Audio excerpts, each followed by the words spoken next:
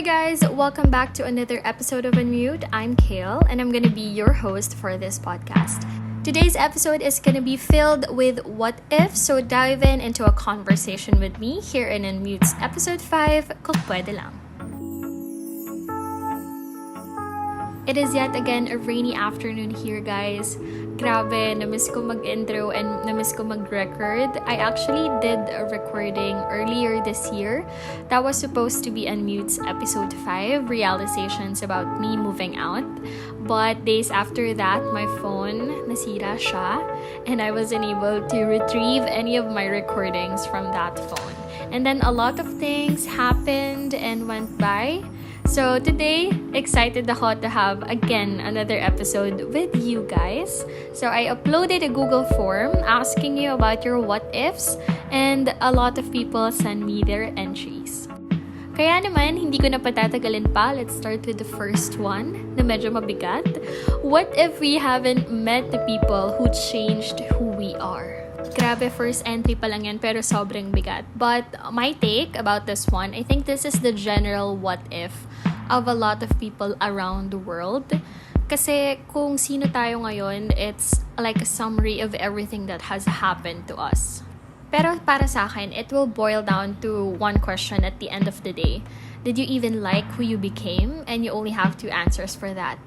Which is obviously yes or no. And if your answer is the latter one, then you have to decide what are the learnings or ideas that you need to let go of or you need to unlearn in order for you to like who you became. There are people who are going to do shitty things in our lives and that's just how life is, right? Pero you have yourself, a lot of people hindi nila alam yung impact of or yung power nila with themselves. They just have to discover it. Kasi yung decision natin will come entirely from us. It could be influenced by our environment, pero at the end of the day, the decision will come from ourselves. So, paano kung hindi natin na-meet yung mga tao na nagpabago kung sino tayo? Then, we are not going to be the person who we are today. Disclaimer lang, this episode, I'm not going to answer your what ifs. I'm just going to share my thoughts with you. Okay? Kasi, what if ko din to. Alright, let's go to the next one. This is the very reason why I want to do episodes with you guys. That's why I upload Google Forms because I love to hear your insights. So our second entry is a bit hurtful, but I think not unfamiliar with you guys anymore. Kung pwede lang, ako na lang ang piliin niya. Another general what if, lalo na sa mga tao dyan na hindi pinili. Pero sabi nga nila, God's rejection or universe rejection is a redirection. Diba? Lahat na lang ng mga paghihirap natin sa buhay, may quote tayo para dyan. Okay, but here's the thing. If hindi ka niya pinili, then you're clearly up for better things that the world is gonna offer to you. Diba? Simple as that, pero hindi talaga marirealize yan yung mga tao ngayon because they are still hurting. And if you're hurt, it's very hard for you to see things that are beautiful. So, sa ngayon, namnamin mo muna and make sure that mawala din yung hurtness mo inside so that you'll be able to see the beautiful things. Pero I assure you na hindi ka mamamatay dahil hindi ka niya pinili. Soon enough, you'll see those beautiful things and you'll eventually thank the universe for not letting you and that person happen. Alright, let's go to the next one. Kung pwede lang magka-instant 1 million so that I can migrate to other better country. Girl, same. I think this is our sana all. May mga tao talagang pinanganak na mayaman na. At para sa atin na hindi, ito yung lagi nating what if sa buhay, no? Sana meron tayong pera pang punta sa ibang bansa so we can live there.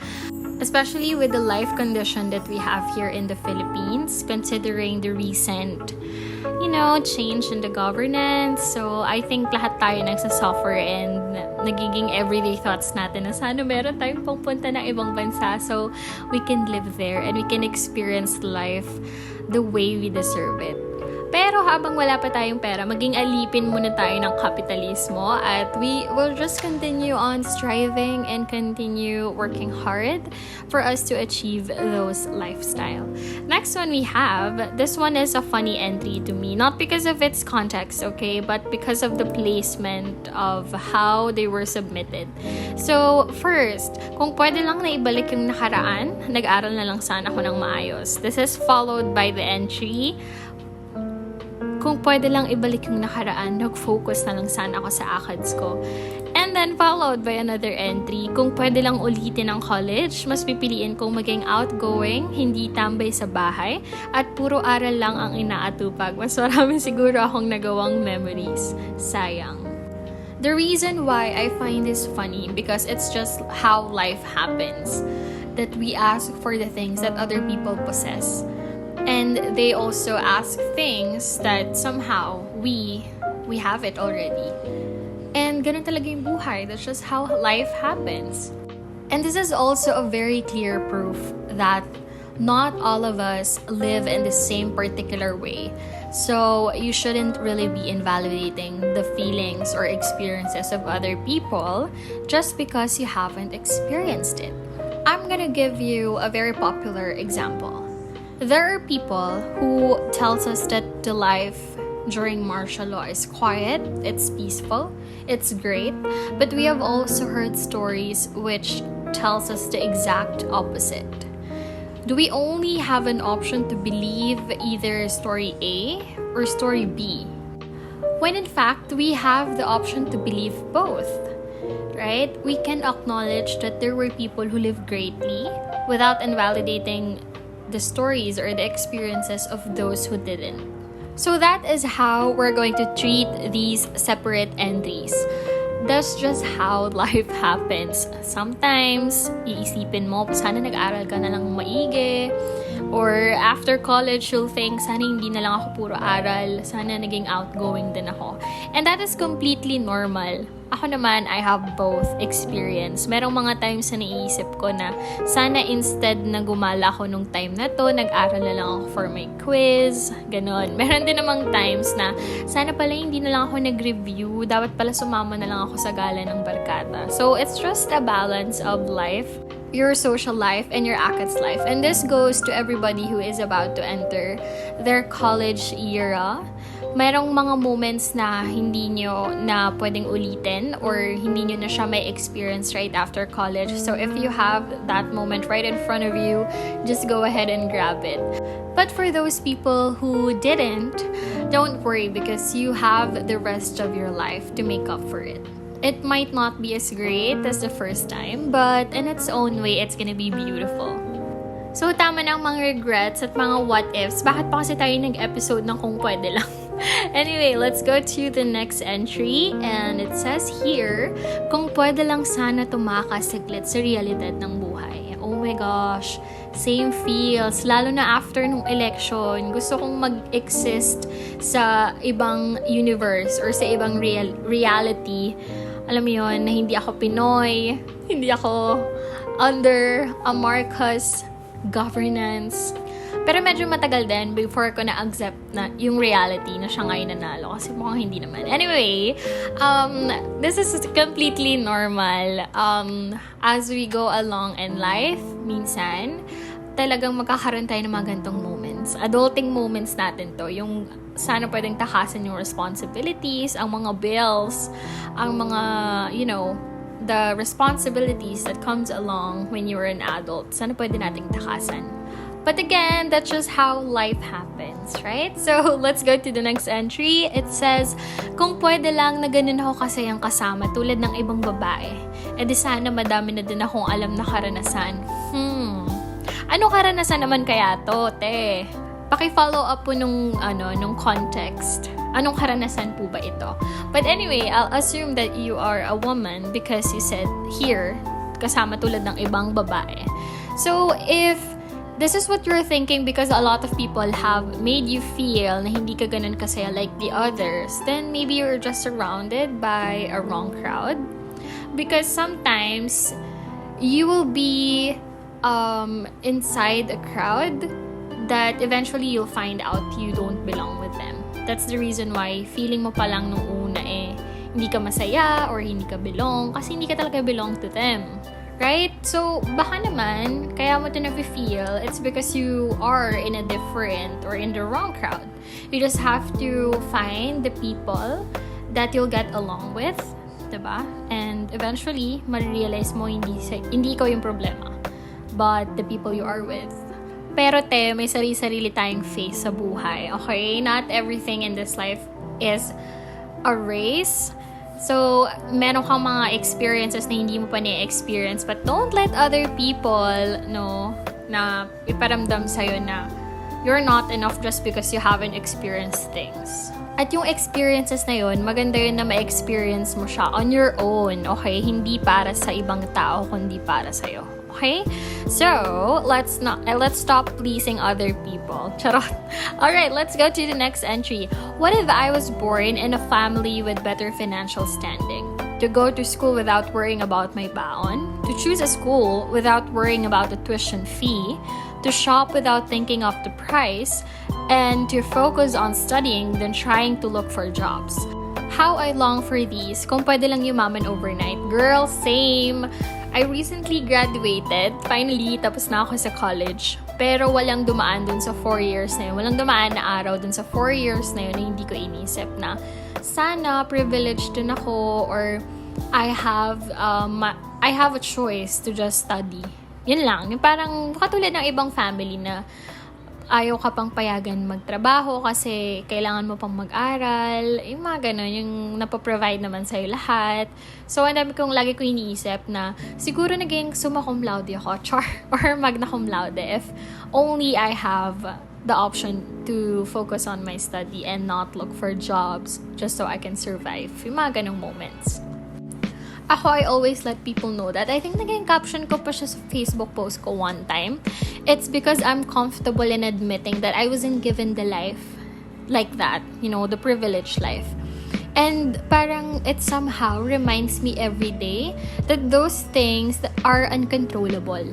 But now, I have a complete control over my life because graduate na ako and I have my own job. That's why I always choose things that will make me happy. Alam mo yun? Like that. So, for you, who is the sender of this entry, kapit ka lang. The moment that you finish college and you are going to be employed, you'll enjoy all the benefits of you working hard right now. So, if you are in the same situation with me, tapos nasa college ka pa lang, please, wag ka muna magjojowa or wag ka muna mag-aasawa ng maaga because the control that I was telling you, you'll lose that kapag maaga kang nagkaroon ng other responsibilities. So, just enjoy college, finish it, and then get yourself employed and enjoy all the benefits. Okay? Which leads us to our next entry. Kung pwede lang sana kami na lang ulit, kaso bawal na po talaga. Share ko lang. 2 years ago po, nakipag-break po ako sa first and last relationship ko, kahit may feelings pa ako. God knows how much I love that person, pero alam ko po na mas makakabuting bitawan siya, kasi against rin po ang parent namin. There's so much reason, kaya po binitawan ko po siya. Ngayon, hindi ko po alam kung may in love pa ako like the way ng sa kanya, and hindi ko na rin po ma-imagine yung sarili ko sa iba. Kaya hindi na po ako nag-relationship after ng sa amin.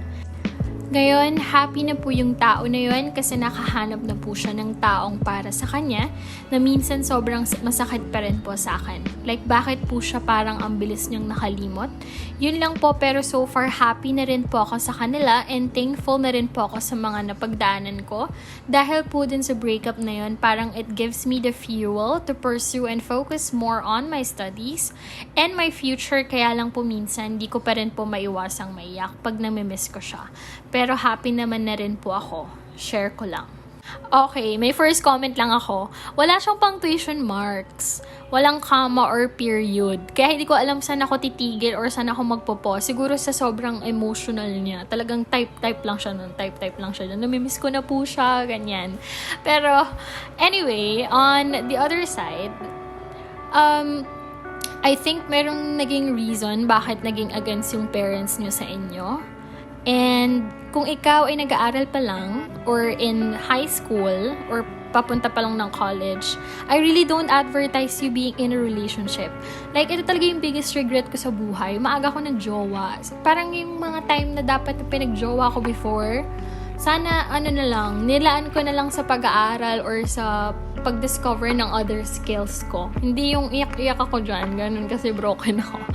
Ganon, lagi ko talaga iniisip yun. So, don't worry, girl or boy, because you have the rest of your life, to fall in love, to experience romantic things. But, sa ngayon, pag-aaral muna.